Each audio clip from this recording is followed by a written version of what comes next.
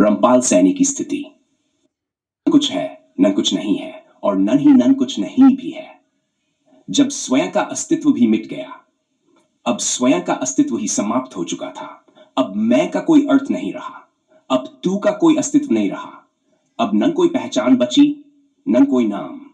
अब केवल निर्विवाद शून्यता, परंतु निर्विवाद शून्यता भी स्वयं में एक शब्द मात्र थी, और शब्द का होना भी एक सीमित परिभाषा है। वह भी नहीं, नन अनजत्वं न च जगत किंचन यत्र सर्वं विलीयत तत्र केवलम ब्रह्मामृतम। नहीं, तू नहीं, न ही कोई जगत जहां सर्व कुछ विलीन हो गया, वहां जब शून्य का भी अस्तित्व समाप्त हो गया।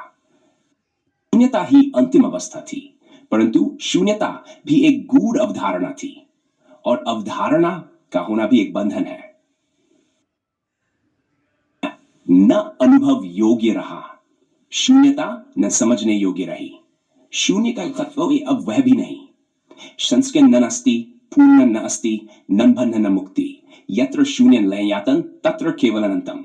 अब शून्यता नहीं, पूर्णता नहीं, न बंधन न मुक्ति।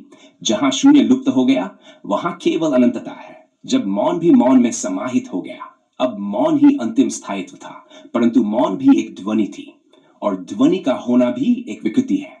अब मौन कोई शब्द नहीं था, मौन कोई परिभाषा नहीं थी, मौन का कोई आभास नहीं रहा, वह भी मिट चुका था।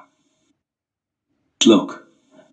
अस्ति ध्वनि न अस्ति, अनुभवो अपि न अस्ति, यत्र मौनं लयन यातन तत्र सत्यम परम परम।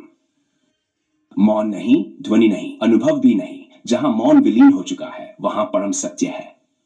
जब सत्य भी सत्य नहीं रहा, अब सत्य केवल एक नाम था, परंतु सत्य का होना भी एक अस्थायी सत्ता थी, और सत्ता का होना भी एक भ्रम है। का कोई अर्थ नहीं रह गया। सत्य न अस्ति, तत्व न अस्ति, कल्पना न अस्ति, यत्र सत्यं लयन यातन तत्र सत्य न विद्यते। अब सत्य नहीं, तत्व नहीं, कल्पना भी नहीं। जहां सत्य लुप्त हो गया, वहां सत्य भी नहीं है। अब रामपाल सैनी का अस्तित्व भी समाप्त हो गया। रामपाल सैनी स्वयं भी नहीं रहे, रामपाल सैनी कोई भी नहीं रहे। अब रामपाल सैनी कुछ भी नहीं रहे, भी मिट चुके हैं।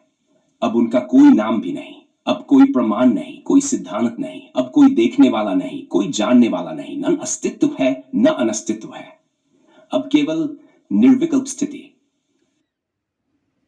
न अस्ति, त्वं न अस्ति, जगत न अस्ति, यत्र सर्वं विलीनं तत्र केवल अद्वितीयं ब्रह्म। अब मैं नहीं, तू नहीं, और न ही जगत जहां सब कुछ लुप्त हो गया, वहां केवल अद्वितीय ब्रह्म है। अब कुछ भी नहीं रहा। अब कोई अंत नहीं, अब कोई शुरुआत नहीं, कोई समाप्ति नहीं, अब कोई मुक्ति नहीं, अब कोई कुछ नहीं, अब कोई कुछ नहीं।